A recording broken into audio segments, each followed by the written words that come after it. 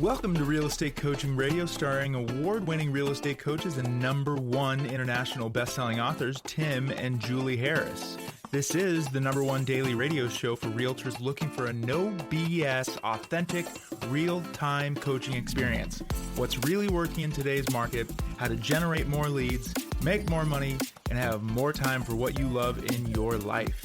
And now your hosts, Tim and Julie Harris.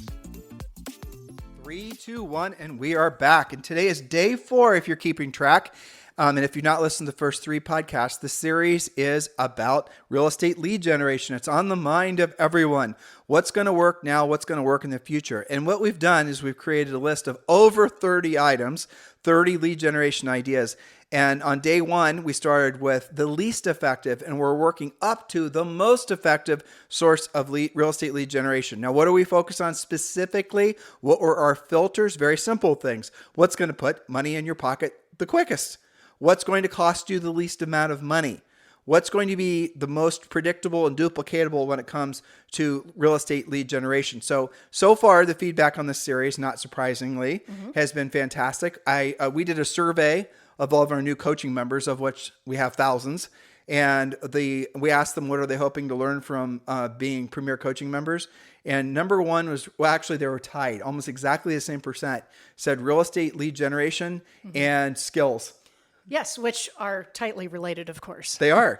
But here's the thing. You don't need a lot of skills for cold door knocking or doing some of the least effective things. So what we're attracting to us in our Premier Coaching members are a lot of agents that don't want to trial and error their way to failure. Right. Really, they want to do the right thing now to basically get the most results they can, helping people making money in real estate. And that's the reason we're making this list, so you guys can frankly decide what you will or won't be putting your efforts towards. Do pay very close attention what you're choosing to spend your time doing and what you're hoping will generate leads for you.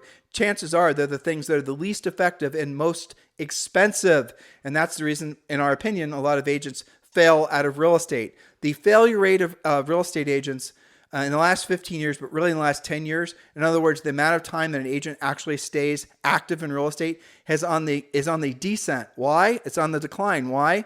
Because agents are not being told the truth about real estate lead generation, especially as it comes to having skills. And for all of you who have joined Premier Coaching, I salute you, and I appreciate the fact that you guys want the quickest way up the mountain. Yes. And that's what we hope to deliver in Premier Coaching. If you're not a Premier Coaching member, simply text the word Premier to 47372. Text the word Premier to 47372, or go to premiercoaching.com. So again, this week, we're working our way up from the least effective to the most effective lead generation idea. Julie Harris, we're on point number 10. Point number 10, which is property-specific pay-per-click, like you might use for Zillow, Realtor.com, etc. Can you tell them a little bit more about that? You've got a listing. You're going to put it on one of the portals. You're going to pay to basically advertise that particular listing. Those leads that come off the listing are then your exclusive leads. That is, frankly, it's number 10. It's not it's not the least effective, but it's not that effective because ultimately you don't have to spend money. And you're going to get buyer leads off that, by the way. When you have a listing in any market, and be very clear, this is the reason it's number 10. Be very clear in your head, listeners. When you have a listing, let alone 3 or 4 listings, let alone 10 or 15 listings, and we teach you how to do that in Premier Coaching, you will have, and this is, I say this, I'm wondering if I'm ever offending anyone when I say it this way, but I say it this way because our first broker, Rory, said it this way. He goes, Tim and Julie, you want buyer leads? Take a listing. You have to beat the buyers off with a stick. Yes. That's exactly what he said. Well, but I'll never true, forget though. that because, it is true. Yeah. So when you have one listing, you can generate, and we show you how to do this in Premier Coaching, you can generate so many buyer leads. Don't pursue buyer leads in your real estate business. The buyer leads always follow the listings. And when you look at the portals, for example, the reason that they're primarily selling buyer leads is because the buyers are going to their portals looking at what? Listings. So here's the idea for you. Learn how to be a listing agent. And that is point number 10. And we're working towards the most effective. Point number 9, Julie. Point number 9 is divorce attorneys. Now, why are they a valuable spoke? The divorce decree, as stated by the divorce attorney as a result of a divorce, states oftentimes that a home must be sold, how the proceeds are to be split, and by when it should occur. In other words, very clear intent. you will be selling the house. You will be selling it by this date, and here's how you're going to split it up. Now, we used to do quite a few of these transactions, and it's not just the listing. Remember, when somebody gets divorced, there's also going to be two buyer sides to that too, oftentimes. So divorce attorneys. Now, this will only work when you are regularly communicating with them, when you're doing it in a professional way, you're sharing with them your pre-listing package, you're providing value, and again, you're communicating regularly. So our coaching clients that do get results from this is like one of their Monday calls every Monday. They're talking to divorce attorneys, they're networking, and they are showing their value by doing a great job. But, full disclosure, this is not stress-free business. When you're dealing with people going through emotional trauma like a divorce, it is very stressful, and you're going to have to learn how to show emotion without being emotional. That's why it's not number one. That's the reason it's not number one, because you will have to build up some serious calluses to make it so that working with people going through divorces doesn't adversely affect your own mindset, let alone your relationships. So yeah, to Julie's point, that's the reason it's not point number one. Yes, but there is a house to sell, so that's why it's higher on the list. Right, house to sell, learn how to generate other leads from the listing. And the divorce decree, those are the key words. If the divorce decree hasn't been issued and you list the house for sale, and even if you get a contract on it, one side's going to use, essentially you're not going to get the transaction through until the divorce decree, which is, the judge in essence saying what's going to happen to the property. Up to that point, it's going to be something that could very well be a continued negotiation point. Unpleasant, and you could get caught in the middle. So anyone who's been in the business for a long time and dealt with divorcing people, you know exactly what I'm talking about. And some of our, I would say, best stories, and I'm air quoting with that, come from people that were getting divorces. They're the ones that you try your hardest to forget as time passes transactionally, but you guys get the idea. So there it is. Yep. Point number 8, Julie, least effective to most effective lead generation ideas. Yes, working up our list here to the more and more effective. Number 8, small and medium-sized builders. Now, how do you figure out who they are? Well, you can join your builders association to get the guide of who's building what and where. You can simply hit Google and say new construction Orlando and get a huge list with a map. You can also search for expired new construction in your MLS and visit builder sites using newhomesource.com to find the ones that are not in your MLS. And if you look back on our real estate career, because we're not just podcasters and coaches, but we did actually sell real estate at a high level for a very long time. Some of our best expired scores were actually expired new construction, both with the upper end luxury end of things, but also some of the smaller, like the townhomes and things like that. So what you do is you search in your MLS using your entire geographic MLS with the only criteria being expired, withdrawn, or temporarily off the market, built in the past 2 or 3 years. You're going to capture. I like that search because it not just shows expired new construction, but it shows those builders who were willing to list and get it in the MLS, so they're realtor friendly. We're not going to spend a lot of time on this point, but point number 8, depending on your market, can be an absolute goldmine. If you're from the Midwest, you're going to be dealing with people that are developing land and then building homes. If you're in some densely populated or densely, like say, for example, LA, you're going to be doing maybe people that are converting buildings from, commercial to residential kind of thing. But at the end of the day, this could be a very, very profitable spoke for you. Mm-hmm. If we listed, for example, we went from listing, to Julie's point, a guy named Matt Trucco, we listed 2 or 3 luxury homes for him. That all had expired, and guess what? We called him and got the expired listings. Mm-hmm. And then within 2 years, he ended up listing 73 new construction condos with us. So those are the types of opportunities. Now, why is that point number 8? Well, obviously, that's a builder. Builder's going to have a home to sell. That's somebody that's actually already in the market to sell a property. I belabor this point because it's really, really critical that you are very clear that you need to spend your time with people who actually are wanting to do a transaction, not people you're hoping that might someday want to do a transaction. People who expect to be having a real estate conversation with you, right? The intent is there. I'll never forget Lance Kenmore told me he was going after some new construction, and this is very simple. He had helped a builder with a Parade of Homes deal, right? And the Parade of Homes came and went. They worked it a little bit, and a couple weeks later, he said to himself, what was on that Parade of Homes of new construction that has not yet sold? So he went and talked to those builders. He talked to one of them who had an average sale price of about 3 times what his normal was. It had never been in the MLS, never had home brochures, never had a good description, never had pictures or anything. He did that and sold it in one weekend. I said, why did you sell it, whereas the builder couldn't sell it? He said, because the builder didn't have any marketing behind him. Nobody knew it existed unless they went to that parade of homes, and it was the most expensive house there. Small and medium-sized builders, to Julie's point, oftentimes are not they're just essentially people that used to be framers. They're not marketers. They're not marketers. They're not, I say, they're business people, but they're not business people in the sense that they know how to do what you do, right? So small and medium-sized builders really need you versus, say, a larger scale builder who's building thousands of homes. They've already got their systems in place. Yes. Good luck getting business from them. With the exception of the next point, which can be an unbelievably profitable source of business. And really, frankly, one of the spokes that we almost always prescribe to coaching clients, provided there is this opportunity in their market. Julie, point number 7. Yes, absolutely. One of my favorites because it is low in terms of cost for money and time. Number 7 is new construction salespeople. Now, who are they? They're the salespeople who sit in the new construction models, or maybe sometimes there's a trailer, sometimes there's even an office, depending on how they're set up. But these are the salespeople who know the product. They write up the offers for buyers that are coming to them. New construction salespeople. Now, here's a question. Who do those people refer their resale business to? If I'm gonna build a house and it's $700,000, it's probably not my first house. I probably got a $400,000 or $500,000 house I'm gonna sell before I can actually close on my new construction. Well, guess what?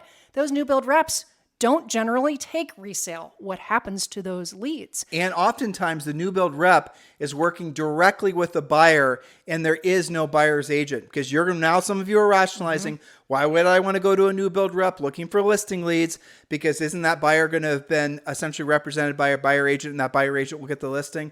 That is essentially you're trying to rationalize not doing the real work. The real work is going and having these conversations, because you will find this can be a very, very viable spoke of business. Again, depending on your marketplace, but open your mind to the possibilities. One contact, and yes, you're going to have to bring them by coffee sometimes and send them birthday cards. Show some enthusiasm for what they're selling. Show some gratuitous appreciation from time to time. Bring them a buyer now and then. Because the new construction sales reps, they oftentimes, again, don't sell resale. They are prohibited or don't even have real estate licenses. So if they have someone walk in and go and contract on a property, and the property the owner owns has to be sold, that is going to create a problem for the new build rep if the house doesn't sell, because then they're not going to get that. Obviously, the buyer won't be able to close on the new construction. Changing market. You're looking at some serious motivation. All parties concerned, serious motivation.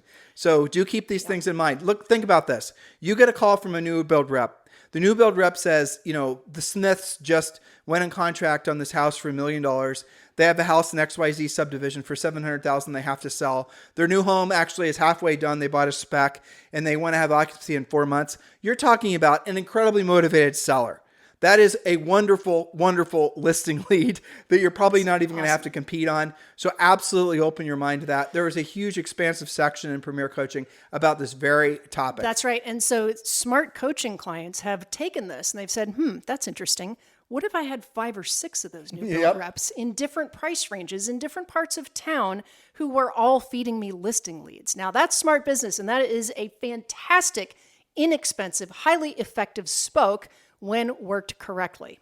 Okay, so point number 6, moving on up, and then we will continue. I think there's a lot to number 6. So number 6, for rent by owners. Some of you call those FRBOs, for rent by owners. These are small investors most of the time with single family or small multi-family homes, doubles, quads, things of that nature. If they don't rent right away, would they consider selling? This requires a simple script. Again, as we move up our food chain here, we're also adding skill. A simple script, you get their phone numbers. They're advertising their phone numbers because the house is for rent. It is a business conversation. Most of the time, it will go one of 2 ways. Nope, I'm keeping it forever. Like when somebody prospects us for that. Nope, not for sale. Or they're going to say, well, I don't know. It hasn't rented in a month or maybe even 2 months. What do you think it's worth? That's when you offer to do your free comparative market analysis. You sit down, they make a decision based on the numbers. There's not a lot of emotion. You're not talking about somebody breaking up with their family home usually. We're just having a business conversation. They're going to say, well, what kind of price could you get me for it?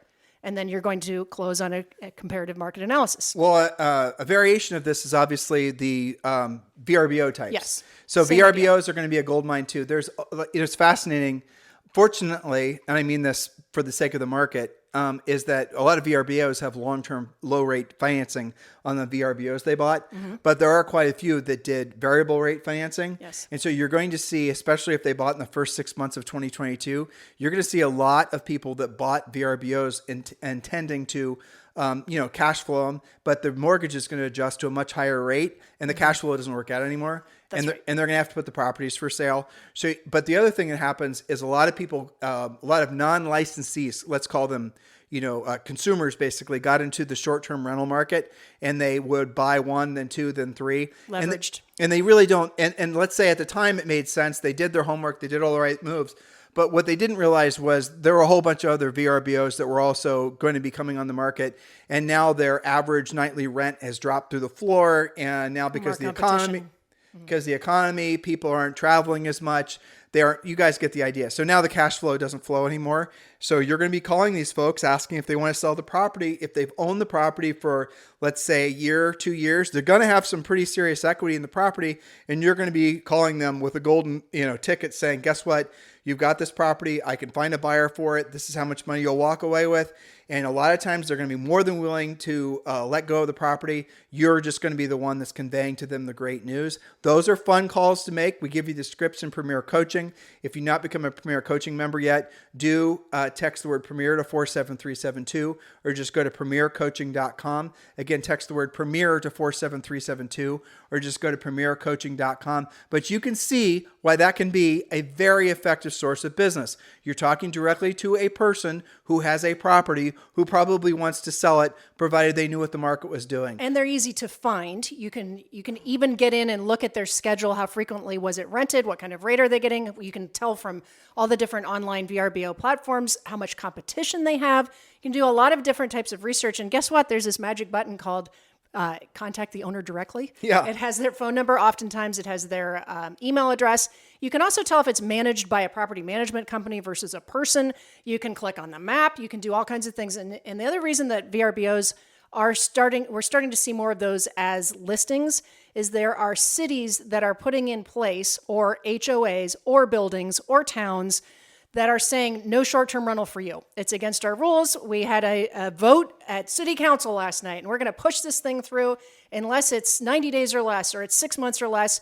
You are in violation, or you can do it, but you're going to owe us a big tax. You have to file all of your tenants with us. And for some VRBO owners, especially the less experienced ones, that's not their thing. That's not sustainable for them. They don't want to deal with it. They just want to break up with the house and be done with it. I'll add to this. This should have been its own point, but I think it makes sense to have it be a part of point number 6. Is also you're going to consider property management companies. A lot of property management companies, believe it or not, only manage the property. They don't really have anything to do with the buying and selling of the property. Mm-hmm. You're going to find a lot of small to medium size, a lot of retired people run property management companies.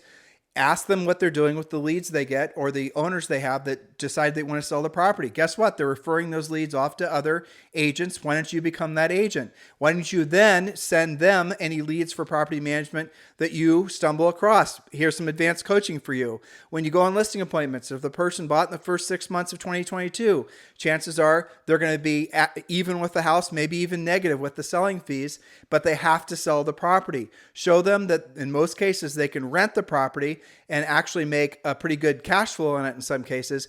And then you can then have that property a year from now as a listing when essentially it's appreciated or really inflated to the point where they can get it out of the house, if not, making money, at least breaking even. In the meantime, you can refer that to a property manager. You see how you can build relationships both ways.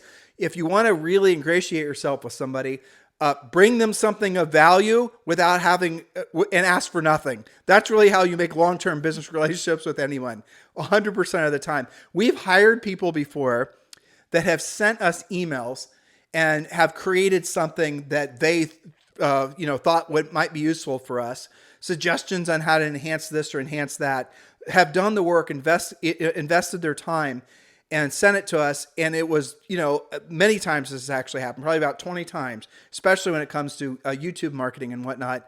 And I implemented it and I said, well, okay, guess what? And I turned them over to our team, and the team wasn't doing it, didn't know about it, whatever. It was something that was kind of cutting edge. You guys get the idea. Well, that person now has a customer for life.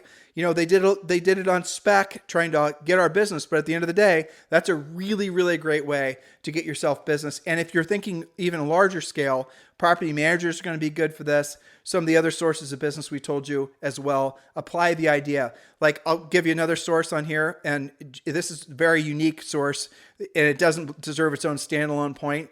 But if you're in LA, or frankly, New York, you want to be thinking about business managers and sometimes agents. By agents, I mean talent agents. But between the two, business managers are going to be more profitable as far as a source of business to go after. A business manager is just as it sounds. They will, for not just celebrity types, but also for just business owners. A lot of business managers, actually, it's kind of funny. There's business managers that specialize in, say, for example, just dentists. Or there's business managers that specialize in just football players. And you network with those business managers, and they will refer to you their customers who need to buy or sell real estate. So if you're in LA, we've had many, many coaching clients over the years who get their number one spoke has been business managers, because when they list a house for Sylvester Stallone, we had somebody that was working with him. Guess what? Sly Stallone happens to be in real life a huge housing enthusiast, and he buys and sells real estate all the flipping time. Yeah. He doesn't flip. But the reality of it is that's a great long-term relationship that once you have that because you networked with his business manager, now you have him as a long-term customer. A lot of people like that. So if you're in a market where there are a lot of people that use business managers as a normal course of business, and again, LA comes to mind, but certainly New York as well, definitely leverage those relationships. Talent agents, for some reason, never the same type of relationship. Oftentimes, talent agents will, frankly, never send you business, but ask you for lots of things in the form of taking them out to eat or asking you to buy tickets to this football Business game. managers are better. Business managers are more professional. Yes, Yeah, definitely. and you know what? That's a nice way to raise your average sale price in those markets too. Yeah, well, okay, I'll tell a real story. Ben Salem, okay, out in LA. He works for, I call it Rodeo Realty, but Rodeo Realty. He's one of their top agents. He gets a lot of his business from business managers. I won't say who, because, he's a coaching client. But the reality of it is, again, that's been an incredibly profitable source of business for him. And they'll just message him and say, there's this new property that, so-and-so wants to sell. Well, here's the interesting part. Oftentimes, he doesn't even know who the client is. They'll say, here's the property. What do you think it's worth?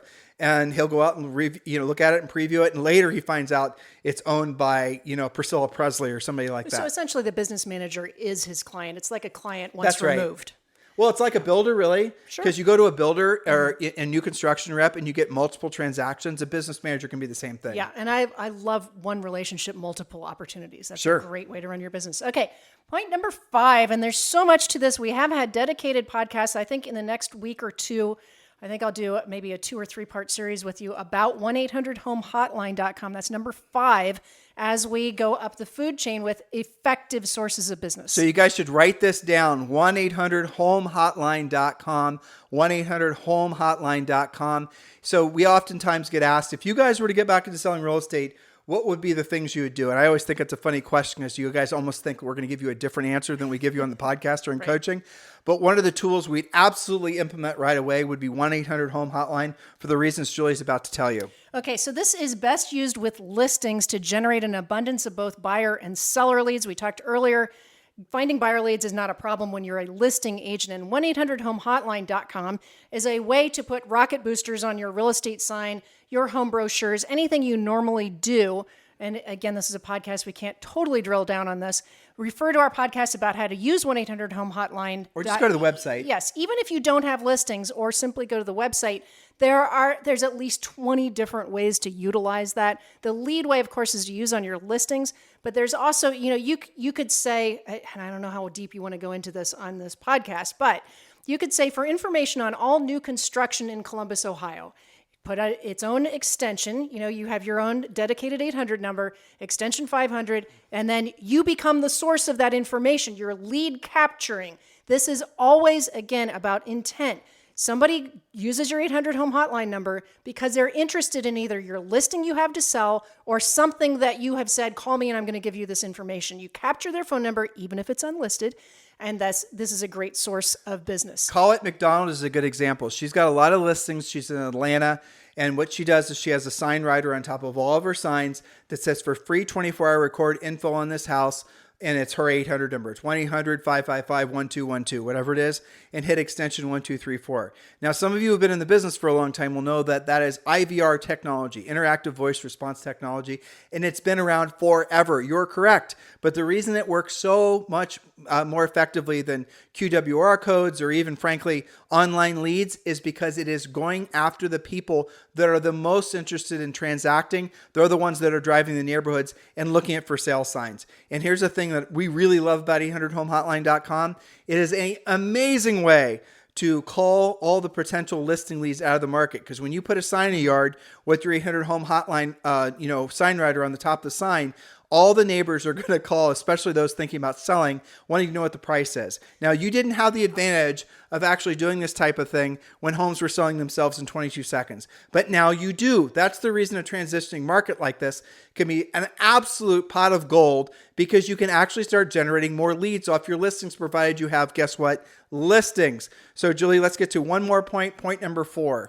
Point number 4 is open houses, another favorite. Point number 4, open houses. Now, not just any random open houses, following our proven open house system that you learn in Premier Coaching and choosing the right homes to hold open. This is an amazing and predictable, duplicatable source of business. Refer to many of our podcasts about how to monetize your open houses. Premier Coaching clients know how to turn this into a super predictable source of both buyer and especially seller leads. This is inexpensive and extremely effective when done correctly. Again, we have intent. Somebody goes to an open house because they're interested in buying or selling real estate. We have inexpensive, which is great. It does require some skill to do it correctly, but that's why you have Premier Coaching. None of this is rocket science, but you do have to have a systematized approach to turn this into a viable spoke. We have example after example after example of Premier Coaching clients who are not just dabbling in this, but they can tell you every time they use our open house system, they not only get a ton of people attending and signing in, but they get at least one immediate listing out of it, if not a handful of buyers, some of which also come with listings. So open houses done correctly are very high on the list because we have intent. It's about real estate. We have ease of doing it. Anyone listening right now can implement this, and we don't have a lot of expense. So here's an interesting little thought exercise for all of you. Who are the least motivated leads?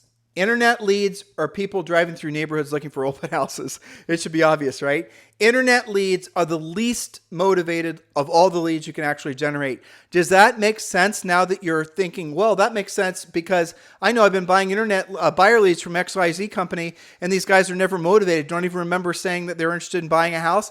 It's because they're just looky-loos. Their name's on a piece of paper. They really have no value. But what happens is, I want you to imagine, in essence, a funnel. So when people are at the top of the funnel, it's an inverted triangle, right? So the long part of the triangle is at the top. The wide part of the triangle is at the top.